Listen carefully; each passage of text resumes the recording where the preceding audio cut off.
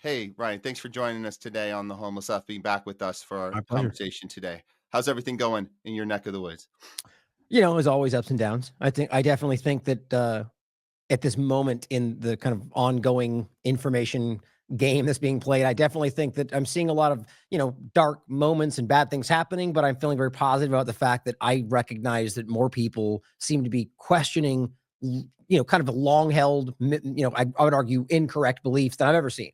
And it doesn't mean things are necessarily going to get better. I believe that it leads that direction if we try to capitalize on it. But I'm feeling pretty positive about how many people are calling a lot of things out. Like right now, in particular, from the conservative side of this conversation. Like, Mm. and definitely not some of the leading influencers on the side, but from my opinion, from what I can kind of read and people I talk to, most average conservatives, whether they choose to still support Trump or not, or don't know what else to do, are very uncomfortable with most of what's happening. And that just gives me hope that, if we can somehow mobilize that and just, get people to push back against what's happening, that we could, and will change something. Yeah, that's a great point. You point that out, Ryan, that there is you can still support something. Like if you are a diehard Trump fan, you voted for him, you can still support something. At the same time, you can critique it because the point of the critique is that you want it to do better.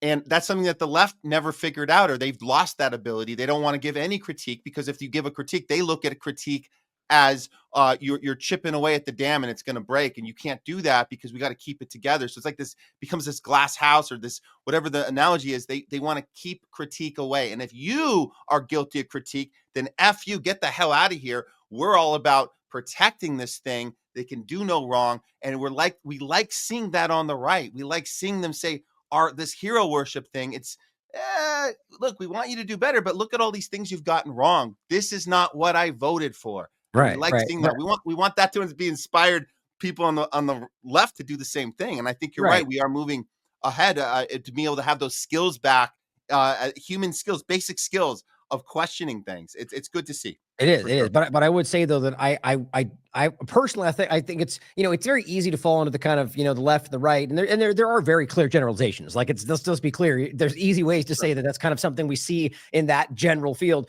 But especially today more than ever, and I myself am trying to like temper this back, and because it's very like we all do it. Like the left this, the right that. It's we all do it. And what? But it's I think more than ever today, we have to try to realize, like in that side of the right conversation, I do the same thing when I get in my conversation, then I make a point to go, but like, I'm talking about the team sport side of this. I think most conservatives right now in the average middle area are very vocal, and same thing on the left though. So Mhm. I think that right now the left and the right of the conversation, the liberals and conservatives are the team sport politics is what I call it. So you have the left and the right of the core base of the two-party illusion that don't give an shit about anything other than supporting their team. We all see that, but I'm of the mind, as we've seen through a lot of different agendas, whether COVID-19 and Israel's ongoing genocide, that different, you can see that from either side of it, that the average person is pretty uncomfortable.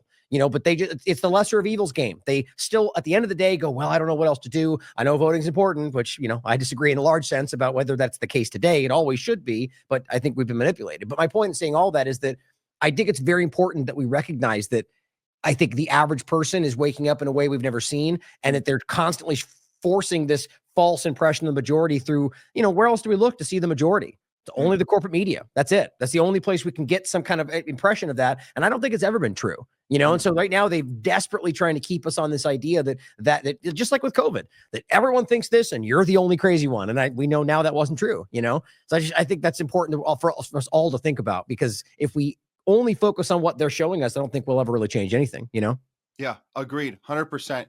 Well, let's go into the U.S. Israel war machine that we know has been amped up even more so since the ceasefire was broken, and we could see that coming a mile away. Of course they were going to break it. It was a matter of when, and then immediately we seen children being targeted and bombed and murdered in Gaza, like more than ever before. Just ramping it all up. And then the other day, I guess even just I believe it's just about a day ago, we're seeing these journalists being targeted yet again, and murdered. This is so we had two journalists murdered in Palestine, like within 3 hours of each other, targeted, not accidental, targeted. The first one was Mohammed Mazor. He was working for Palestine Today TV. He was killed yesterday afternoon in an Israeli airstrike. And then 3 hours later, we had another journalist, Hassam Shabbat, was killed in another Israeli airstrike in Jabalia, north of Gaza.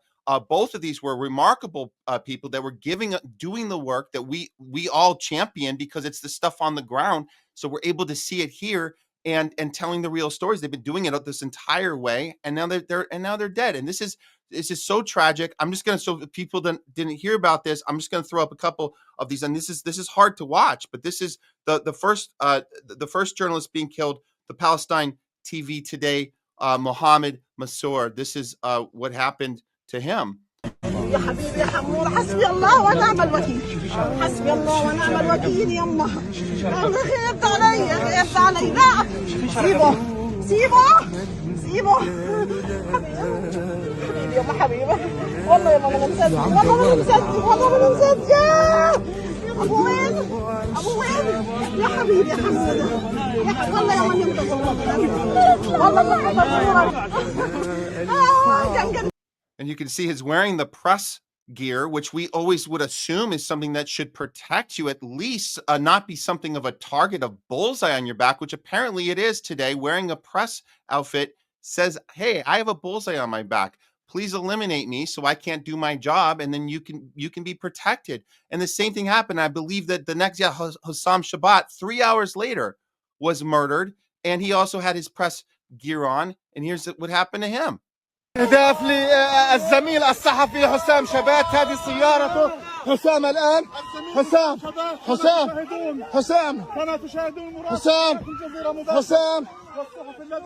حسام تم استهداف حسام شبات. وهذه سيارة حسام مرمي.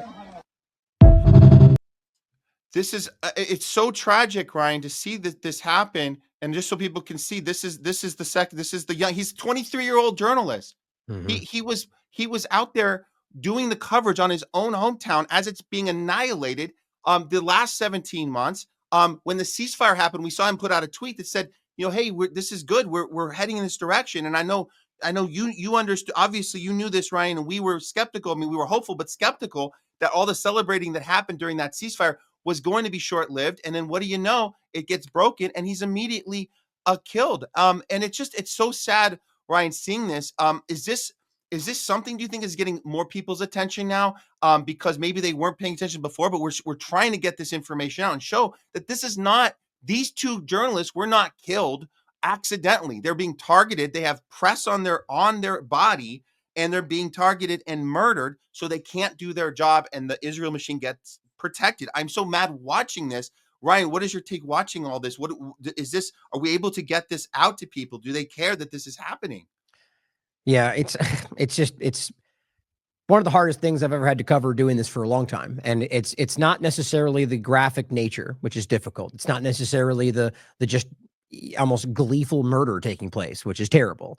It's the fact that it's the most obvious thing that I've ever seen in any context. The whole world is aware it's happening. I think you can actually verify that reality. I think by metrics, you can prove that most governments of most countries are even pointing to this, that the peoples of almost every country in the world, by and large, are, whatever their larger opinion about the overall discussion, are very aware this is an ongoing genocide in multiple countries. That's the hardest thing for me, is that it's so obvious, and that we know that they see it, and they know we see that they're doing it, and it doesn't matter. And so it's just unreal. That, I mean, and so let's be clear. Okay, I'm sure your audience is aware. This is what, 200 plus? That's the low estimate of just journalists that have been killed. Yeah. It doesn't even matter the context of whether you want to say they work for Hamas, or if they do or they don't or not. It doesn't change the fact that it's still a protected class in this conversation. There's plenty of journalists in the United States or elsewhere that actively work for intelligence. It doesn't therefore make them no longer protected. It's just disgusting the way this is being dealt with. And to be clear again, they are being targeted, as you pointed out. Not because we're guessing at this or because we don't like Israel. It's a verifiable reality that they have been targeting their families. Most of them are being bombed in their homes while they're not doing their job. This has been going on a very long time, or they later kill their families too. This is deliberate, and they cheer these things on from the Knesset, openly discussing this. Now, also should be pointed out that the so-called ceasefire was never even in place, guys. Like, the ongoing discussion continued, and Hamas continued to meet their side of it, hoping that this would somehow end this ongoing genocide. But the reality is, as even they owned now from the Israeli side of this, and we're bragging about throughout the process, we're breaking the ceasefire every single day. They were withholding the food they said they would bring. They were withholding the shelter they said they would allow in. They were bombing multiple locations. They shot at individual people. They shot their own the hostages that they released in the ongoing deal. They shot them one case after they released them. Right? I mean, they were arresting people in the West Bank. They were killing people in the West Bank the entire time, just like with Lebanon. They violated it every single day. Craig Murray showed you that every single day, and nobody cared. Yeah. So then it comes to the point to where this is supposed to actually stop. Or rather, that they're supposed to actually go into the phase where they might discuss the end. That would be phase 2. And as you alluded to, we talked about this January 15th. It's not like we were somehow psychic. It was publicly discussed. The Knesset, so if those don't know, that's just their Congress in Israel. They were publicly saying, we're going to break this in the second phase because Trump said we could. That's the deal we made, like verbatim saying this. Netanyahu basically said the same in public. And we said on January 15th, the deal they already planned to break. And we said exactly when it would happen. And I wasn't the only one because many other people paid attention. And then they made the deal with Trump so he could get a small win, making it look like he was going to end the war, which clearly isn't stopping, didn't even slow down. And then, of course, it was also allowing them to annex the West Bank, which was already happening, but then that spun up and went crazy, and they're rolling over homes, raping and torturing and burning things down. It's not even hyperbole, just like everywhere else we're talking about this. And so the point was, then it came to the moment where everything had been met from Hamas's side. Israel was then required to open the discussion for beginning the talks of phase 2 coming to an end. And all they had to do to get back every single person they claim they're now that they're claiming is what broke this was to just enter phase 2, and that's when the rest would come back. And then the rest of the conversation was just about how they would go forward after this was over. So Israel knowingly played this game where the whole Witkoff-Trump aspect came in, and they pretended like they weren't they refused your new additions to an already signed deal, and and then acted like they didn't send them back, and that's why it broke, and we want our hostages back. All they had to do was keep going. So it was all manufactured. Yeah. So to the journalist point again, the reality is they have never stopped killing these people. They have never stopped targeting these people. They have never stopped aiming at the complete annexation, destruction of everything Palestine. And Trump is 100% in line with that. His Zionist forward, kind of direction is transparent. So what I get frustrated about in all this, with the worldwide conversation, is that again we all see this. We know. I mean, it's almost like what makes me actually more frustrated than anything is that it's like, oh, another journalist was killed. Like it's almost like it's not an important point now because of how normalized it's become. And that's not what I think. I'm just saying that it almost just becomes like this passing. Well, another one. You know what I mean? And it's like it almost makes you feel mad that's anyway. You get where I'm going with that. It's just like this impossible situation where we know they're going to keep killing people. And let's not forget, by the way, that they're doing this in Syria. They're doing this in Lebanon. They're doing this all around the world. And meanwhile, they're screaming about people scratching Teslas and calling that domestic terrorism, which I'd love to get into that if you want to talk about Trump openly discussing sending Americans to El Salvador. That's not hyperbole, but this is his training of his base. Doing the thing that he originally, we remember that when he first got on that stage back in 2015, he was calling out the Bush and Cheney administration. He told Jeb Bush to his face, your entire family, you're all a bunch of war criminals. In a matter of words, he said that by saying, we're not going to do this anymore. We're not going to have illegal wars like in Iraq, and we're not going to have illegal torture programs and all this stuff. Everything that Trump was representing, he's now training his base, like you alluded to, this getting excited about taking due process away from people, getting excited about, I'm thinking the next thing is he's going to be tweeting out is about torture. Like, let's really teach them a lesson. And it's like, this is the thing that Dick Cheney and all the people you were supposed to be, it's insane. And I think we need more. Yeah. Really quickly, Gina Haspel, don't forget, to the point you just made, I didn't want to get past it. Gina Haspel was the one he brought in after making those claims, who was responsible for torture. Like the one person that we knew and brought him in. Yeah. So to argue it was going to be any kind of a shift, just like today, by the way, you already saw early that was not going to be the case. So sorry, keep going. I just want to make sure that part's important. Yeah. No, like you mentioned, this whole, like, we're going to take, so he actually did deport he sent them to, did they end up in Venezuela? He claimed that they were gang members from Venezuela, but there was no proof of that. There was no due process.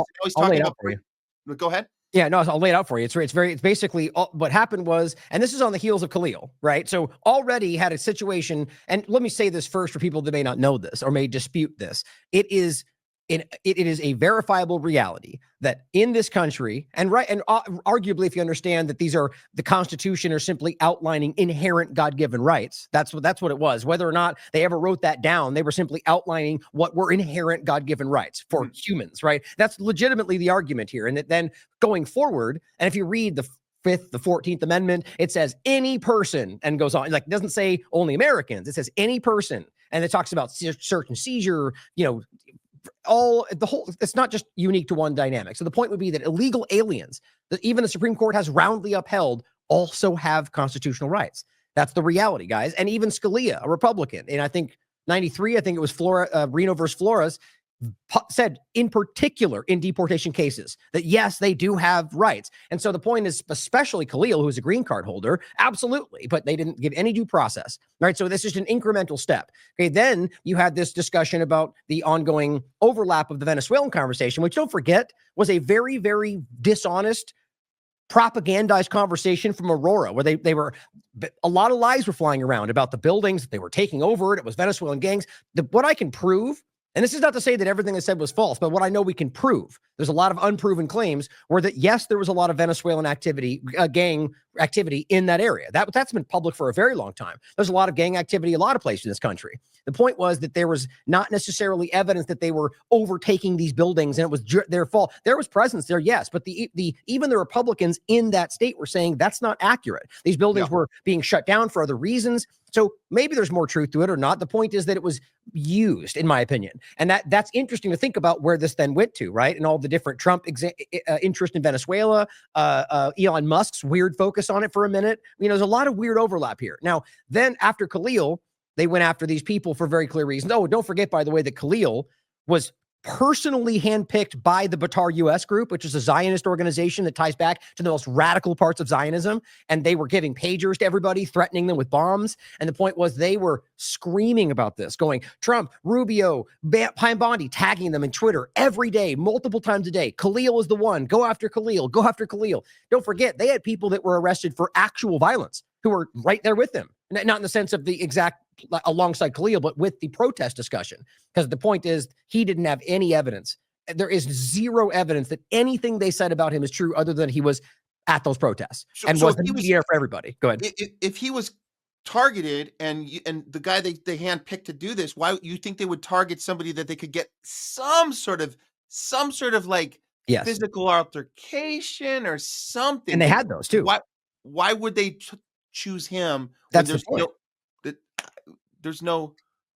Because the idea is that in my opinion, and I can't speak to their mind, their intentions, nobody should try. We don't know for sure what these people think or what they're motivated by. Maybe they're bribed, threatened. My point is, it's obvious it's in Israel's interest. Okay, for a lot of reasons. I'm of the mind right now this country is basically being destabilized for outside influence. I believe Israel's involved, but make it China if that makes it make more sense to you. We should just care that there's something outside this country that is actively, that used to be a huge thing for the right, caring that China was doing so. Right now, all of a sudden, you've got more evidence than anything in the world that Israel has its fingers in everything that this country's doing. My point, though, is that Batar US is a Zionist group that's tied right back to Israel. They are in this country, actively petitioning this country through Trump's recent policies to deport both Americans and just Palestinian students that are here from somewhere else, or pro-Palestine, I should say.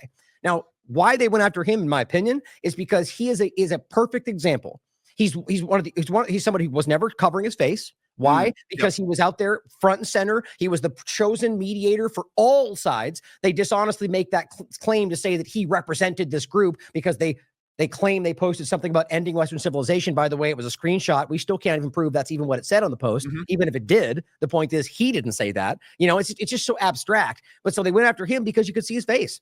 And they could level these accusations at him and make it about not just violence, but anyone supporting Palestine, especially in ways that might actually have some traction, right? And so they went after him. So whether that's the reason or not, because that's what Israel wanted, the point is what you're getting at. Why? Why would they choose to go after somebody with basically no real case?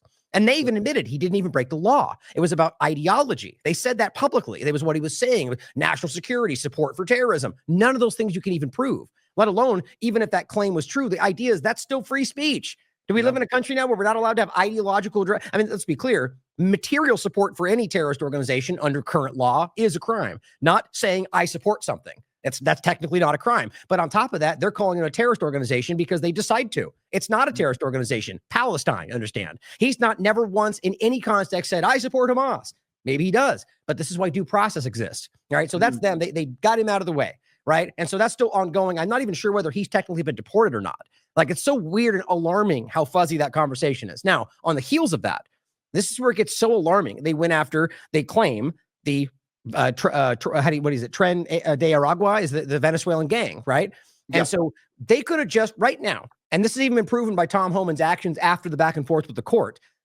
They have the laws in the books right now. Same with Khalil. If they wanted to go after him for the crime they're claiming, which, well, I guess Khalil's different since he wasn't even breaking the law in any context. But over here, some of these people were illegal aliens, the most of them, right?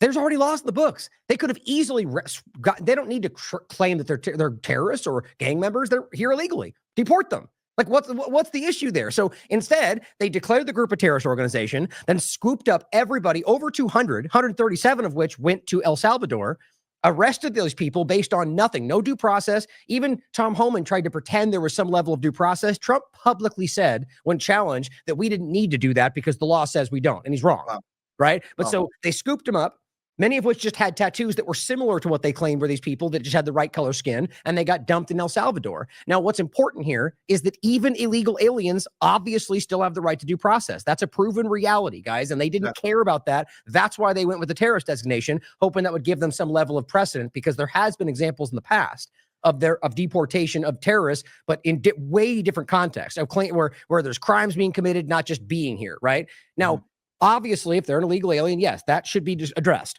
Now, but with due process, you understand. Now, here's the crazy part. There's many of them that were technically here illegally who are in the process of claiming asylum. Now, whatever your thoughts are on that, that is still currently the law, right? And so, especially since we're talking about Venezuela, many of people who are suffering because of U.S. foreign policy, right? And secondarily, in that same point, don't forget, Marco Rubio in Trump's last administration was the one going, come to the United States, bring all the Venezuelan migrants, because they were that was when they were invested in trying to overthrow Venezuela, like really intensely. And so they said, come on over, right?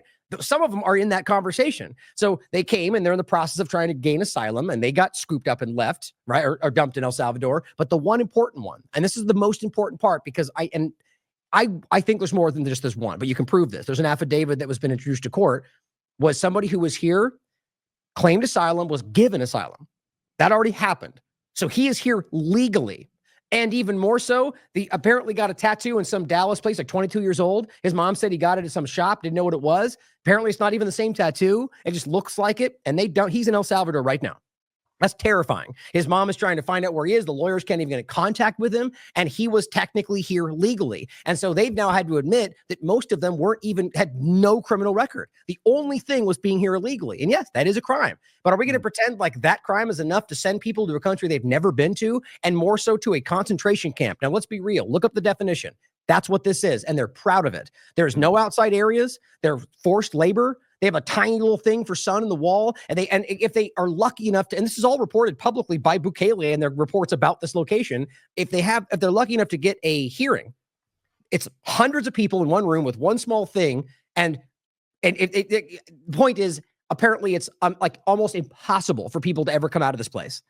Wow. And right now, these lawyers are like, I can't get in contact with them. Sorry, I can go on forever, but it's but this is a shot of this is what's going on in El Salvador right now. So people haven't seen this. And no, so here's the thing. Regardless of whether you agree with this treatment of anybody, which is, we should have that conversation. We're talking about people who are, in some cases, legally who are in the country, who aren't part of a gang with no criminal record, that just got sent to one of the most terrifying places in the world. Imagine Guantanamo Bay, for those that can place this at some hierarchy of what this is like. Man. This is insane. And the gloating going on about this, the high-fiving, and the not even walking back, the fact that, no, they don't need due process. No. By the way, mostly people that are screaming about the Constitution in every other context, right? And then just throw it baby out with the bathwater, because promises paid, promises kept, whatever the mantra is, we're winning, and just ignoring all the obvious undermines, of everything they claim they're fighting for. Now where this goes to is the part with Teslas. Which, I mean, almost seems like this is meant to connect somehow. Let's not forget the blowing up of the Tesla Trump Tower. You know, both, and at the time they were like Muslims, terrorism. It turns out both of them came from Fort Bragg, right? And then everyone just dropped that story. That was a Cybertruck. And it's weird how all these things kind of build. Now, the point is, whatever the relation, now they've turned this into domestic terrorism. I have the video, by the way, if you want to play it. I think it's important to hear out of his own mouth. Let's do the video. Okay, so laying it out, that basically they're claiming that anybody going after a Tesla is a domestic terrorism now, a terrorist. And he said this publicly, and he said 20 years, he posted about it on True Social and said that we might want to send them to El Salvador because they are terrorists. So now we've gone from, in a very short period of time, for, already cases that are completely unconstitutional, whether or not they're breaking the law, to Americans being sent to a concentration camp in a foreign country because they keyed a car. I mean, and then from there, now it's gone even further to where they're saying because of the Aliens Enemy Aliens Act that they might be able to do warrantless searches of American homes because they might think they're holding illegal aliens. I mean, it's absolutely mind blowing that this is not one of the most chilling things to people that this should be. I've never seen something like this, not this real and obvious. Here's the clip. Bring it up whenever you want. Go ahead. Okay. Here we go. And if we don't have Elon, they could be up there a long time. Who else is going to get him? Last conversation. And I just want to thank him. He's going through a lot. No, I was just saying, he's talking about the astronauts. Now, okay, got it. Yeah. Now he starts the part about Tesla. Okay, here we go. What they're doing to him. And these people are going to be caught, and they're going to be caught, and they're going to be prosecuted. And from what they tell me, I see this just by watching your programs and reading the news, but from what they tell me, they could get 20 years in jail, and they'll get it. I'll tell you, there's going to be no leniency, and there'll be no pardons. I can tell you that right. And you said this morning 20 years in jail, and then maybe they get. You said this morning 20 years in jail, and then maybe they'll go to one of these prisons in El Salvador. Do you think with the way that the judges have been issuing injunctions, it would be easier or harder to send these Tesla domestic terrorists to a jail in El Salvador than these MS-13 or Tren de Aragua guys? Well, I view these people as terrorists just like others. When I looked at those showrooms burning and those cars, not one or two, like 7, 8, 10 burning, exploding all over the place. These are terrorists. You didn't have that on January 6th, I can tell you. You didn't have anything like that on January 6th, which is sort of a... Which I agree with, by the way, right? From there, it gets more or less redundant. Okay. But the bottom line is that's he didn't balk. He didn't smile. That was like, yeah, they're terrorists. Like because I would have argued that would have been downplayed, right? Like he floated the thing. And then, as usual, it's like, well, he was just joking or, trolling the left. I mean, this is like the next day in the Oval Office. Like, that's insane to me. He just literally said Americans, domestic terrorism, El Salvador, for people that are scratching cars. Now, realize that what we're talking about, yeah, okay, the most extreme example that I can see is the one at the showroom, right, where there's multiple cars, Molotov cocktails. That's a federal crime. Somebody should go to jail for that, or at the very least have very serious consequences. Same with vandalism. It's a crime. Charge them with a crime. But to pretend like any of this goes to the level of terrorism is absolutely mind-blowing. But then the point is, have they proven that this is something related to Democrats? I mean, have they arrested anybody for that whole thing? Like, let's realize their stock price was already tanking. They've had 8 recalls for Cybertrucks since 2024. That's that easy to look up. I just talked about it. 5.1 million cars have been in Tesla in general that have been recalled. And in general, the stock is dropping. People are unhappy. And then all of a sudden this starts kicking off. There's a little bit of overlap there, but I'm starting to wonder whether this might have been taken advantage of, right? Like saving some money. But either way, the point is, I'm only asking that because they've never actually said, here's the person, here's the evidence of how they did this, here's the financial backing. We're all floating right now about some Democrat operation, which wouldn't surprise me. But so all that's to say is that nothing's really been fleshed out. And now we're turning around and going terrorism if you bump into a Tesla. Like, I mean, I'm being facetious, but people are keying a Tesla, and now that's become terrorism because of this one event or a couple of them, or however many that are happening that are more than that. But now all of it, which is like 90% of it, is terrorism. Meanwhile, they're bombing the capital of Yemen and killing people in mass. But this is terrorism, Yeah. And they've used the word violence. They go around and say this is violence. Well, I don't see anyone hurt or injured here. I see a lot of property damage and a lot of horrible. It's a good point. Like vandalism, but it's not. Right. So you're talking about. So that's the irony is that you're talking about violent situations here. You're not going to mention actual violent situations where we're murdering and killing. We've been talking about this the whole time. They don't want to. They want to protect that part of it. And what the most disturbing part is the media won't call them out on that. They won't call out his administration when they go on the shows and they talk about this. They won't say, wait a minute, what about the violence we're funding? They won't do that, so they have to protect that.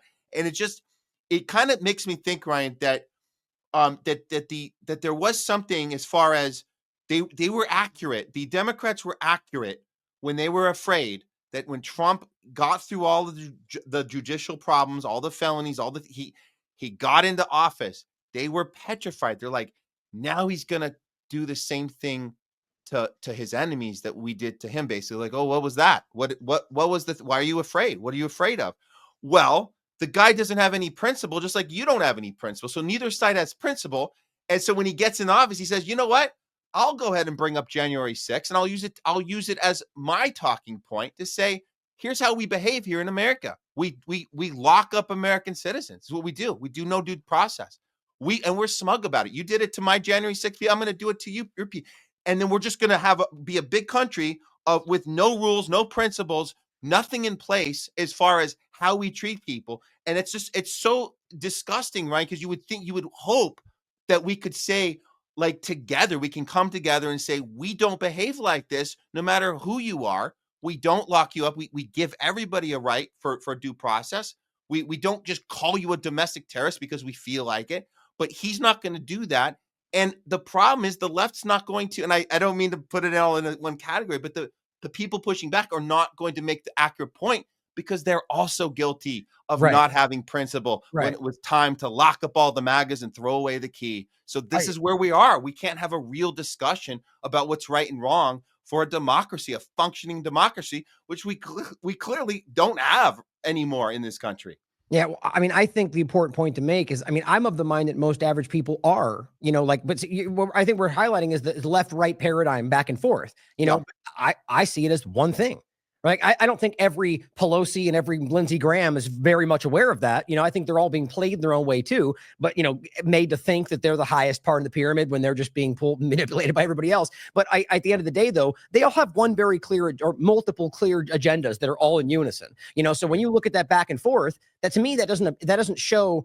I mean, I think there's a level of petty vitriol. I think it exists because that's what they're full of. But when you look at like January 6th or any other thing, censoring under woke politics, now we're censoring under anti-Semitism, right? It's all the same thing, and you're meeting both sides of it. So I think that is an agenda so we're arresting January 6th people, I think there's even better examples of on that is a good one, but I think there's better examples of being arrested with no due process or, discussions around that. The point is that happens on one side, and then the other side comes in and says, we're going to do, they don't say it this way, but they basically say, do it back.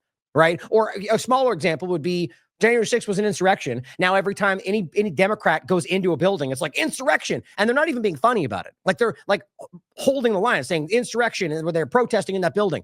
And so it shows you that they're just same thing. Like all it does is it amounts to cementing in the idea that they can just frivolously throw that around and arrest people, like you're saying, without any due process. And so to me, that's an agenda from whatever the real power structure is to make sure that at whatever level we all ultimately have a point in which we go, okay, it shall not be infringed unless this exception.